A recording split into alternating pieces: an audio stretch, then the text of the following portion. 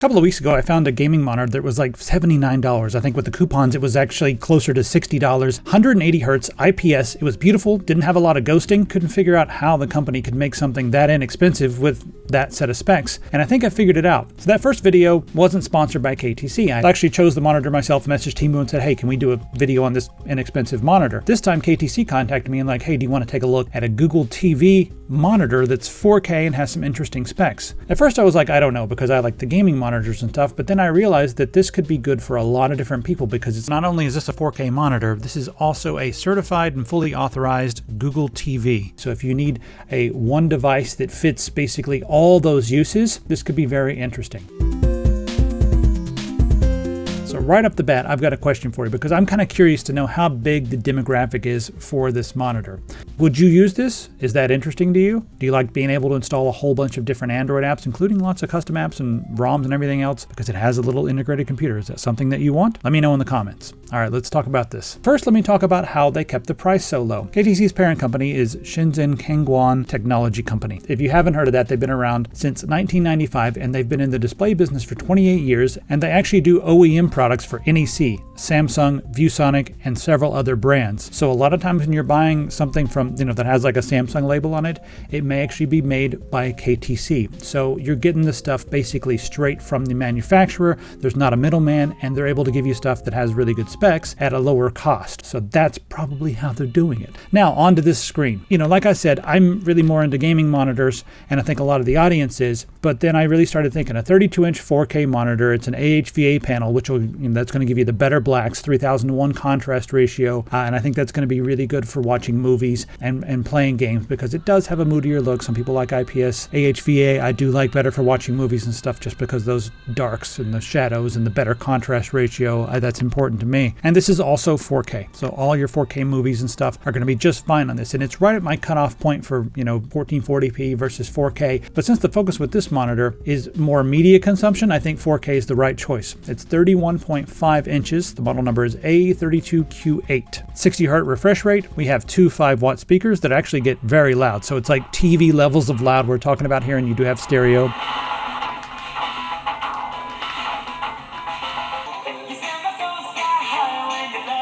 This sucks. Sounds like it.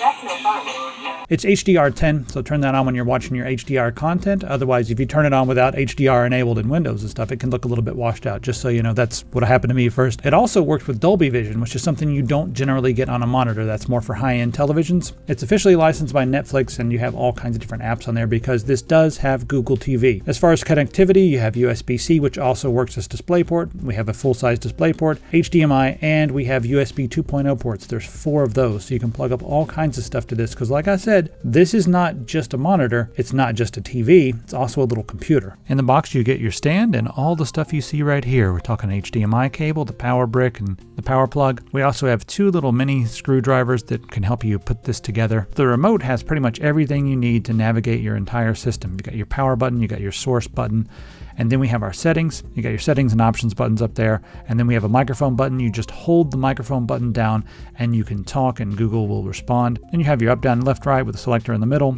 home and back and everything. You got your volume buttons there. And then if you don't care about the media ownership and you just want to watch stuff, on the bottom there we have Netflix, YouTube, Prime Video, and YouTube Music buttons that will take you directly to those apps. You also have the slim bezel, and then we do have a little bit of adjustment, lean forward, lean back, but the stand doesn't slide up or down or do anything fancy like that. Just a little bit of tilting forward and back, so you can put it in a position that's good for your neck. All right, now let's talk about what's really interesting about this. This is an all-in-one TV monitor, and it's a high-quality monitor that's 4K, and it's going to be just fine for doing video editing or precision work where you need color, because you have 93% or actually 94% of the DCI-P3 gamut and 99% of the sRGB gamut is all covered with this AHVA panel. But then you can just switch back over and start watching your movies or whatever. If you're someone who wants to kick back and have a TV that can also work with all your gaming consoles and everything, and also you can install ROMs on here. We'll get to that in just a second. I installed them directly onto this and played them. But if you want something that does that and lets you, just switch your input and then go straight into your computer and then just use it as a regular 4K monitor, well, that's pretty interesting to me. Now, the thing about Google TV is that you have access to all your big corporate apps. If you look at the controller, there's actual buttons for Netflix, Amazon, and then we have buttons for YouTube and YouTube Music, and you can just quickly press that and go directly to those apps. Now, I don't have any of those subscriptions. No Netflix, no Amazon, no music, no Spotify. I have none of that. I run everything myself. And that's one of the things I like about Google TV, because you can do it all yourself. You can use the big corporate apps if you're someone who likes to just veg out and chill with your favorite feed. Go ahead. But if you want to manage everything yourself and run your own apps, this is Android under the hood. You can do that. And that's how I like to do this. And if you're worried about like logging into Google, you don't even have to log in. I actually created a second account that's not associated with any of my other stuff, just so I could log into this, because there's a couple apps I wanted, namely a file managing app that allows me to connect to my network. But the fact that we have Android under the hood, that's, flavor of Linux, obviously, that means that the world is open up to us. We can install apps, we can sideload stuff, we can basically do just about anything we want with this. From this standpoint, it's a computer that's built into a monitor. You don't even have to plug this up to a regular computer or anything else. You can just plug it up to the wall. I was using my Wi-Fi to stream things directly from my NAS. So I was able to do that by installing Jellyfin. So, of course, if you're going to be using like the Google, whatever they used for watching movies and stuff, the YouTube things, I don't subscribe to any of this stuff, but the apps, the Android apps. If you want to use all those, you can totally do that. If you want to enable voice control, you can do that. And then when you grab the controller, you'll see that there's a little microphone button on top. Now, if you enable that, you can enable voice control to just be able to hold this down and tell it what to do. Play some music that has a singer I might like. Alright, here's a YouTube playlist called Songs That Will Instantly Put You in a Good Mood. I'm going to talk just a little bit about Google TV, a little bit more about that, because I haven't used it all that much, so I got to actually go through and take a look at it. And really, it's just a different flavor of Android, so you have so many options there. And, I thought at first I was going to be like, I'm not really into this, but the fact that I can install my own apps and do whatever I want with this made it valuable to me. So, of course, I put RetroArch on there, or RetroArch, however you like to say it. And then I plugged this up to the USB, and it works flawlessly. So this is the wireless controller that we make, the Fennec wireless controller. It plugs up and it becomes basically an Xbox controller. And not only can you use this to play emulators and video games, you can use this to actually control the entire menu system. It was really working well, so that's kind of cool. Since this has a little computer, it also has 32 gigabytes. So I used File Manager Plus, which is my favorite file manager for Android. Installed that, and that allows me to add SMB network locations. It'll also allow SFS and FTP and I forget what else. It allows multiple different protocols, but you can connect directly to your NAS as long as you know the IP address, and then just copy and move files over to the internal storage. And that's what I did. I moved a whole bunch of Nintendo and Super Nintendo and Sega games onto this actual monitor. They're right there. So that way I can just chill and play emulators, play ROMs, play my old retro games right on this. It worked really well. Now, it didn't work very well for some N64 games, so that's kind of your cutoff, PS1 and N64. It's not quite powerful enough for that, so if you want to play those games, you have to plug it up to a computer and use a regular computer to just play the stuff normally. But when it came to playing Nintendo, Super Nintendo, and all that, it worked, and it was great. I was able to play it with RetroArch. I was able to put some scanline filters and stuff on there, and this is also a 4K display, so you can have some really nice scanline filters. Some of the lighter ones work just fine with this.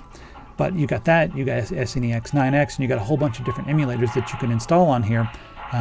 This is not a tutorial on how to do that, but it's very easy. These are available right there in the Google Play App Store. You can just grab them and throw them on there. So that's what I would do with this. And we also have multiple other USB 2.0 ports. You can hook up several different devices, and a lot of them work directly with Android. So I was able to plug up a mouse and keyboard, a little wireless mouse and keyboard combo. If you're using USB-C to plug up to your computer, it'll also deliver, just like USB signal over to your computer. Whatever you plug up to those USB 2.0 ports on the monitor also works with your computer. So your mouse and keyboard that are plugged into your monitor will suddenly work with your computer when you switch the input. Now you may have to go in and change a couple of the settings.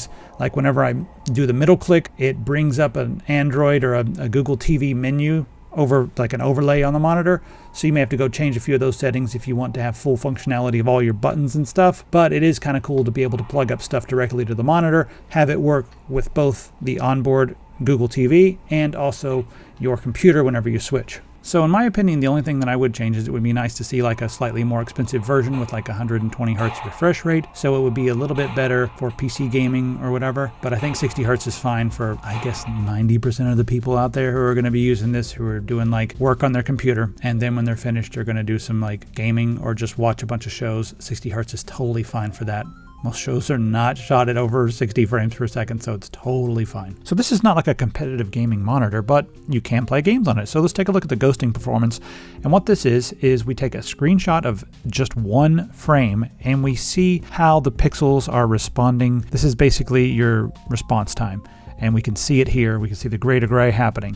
Like for instance, right here, you see this character up here is only one character. But if we move the mouse really, really fast, we see sort of a remnant of where he used to be, that Project 2025 enjoyer up there. So yeah, we have a little bit of ghosting. You're mostly going to see that when you have a light color and a dark background, because that pixel has to go from, gray to gray, basically. It has to go from dark to light. And there we go, you can see there. Now I've seen much worse when it comes to AHVA. I've seen some AHV panels that have multiple things. This one's only really having like one extra image there. So when you're playing the game, I'd say you don't notice it too awful much. You can see it maybe if you try, but normally you're flailing around, and a lot of that just looks like your natural motion blur. So in my opinion, this is actually pretty good. Even though it looks like there's another one there. You do see something when you're moving.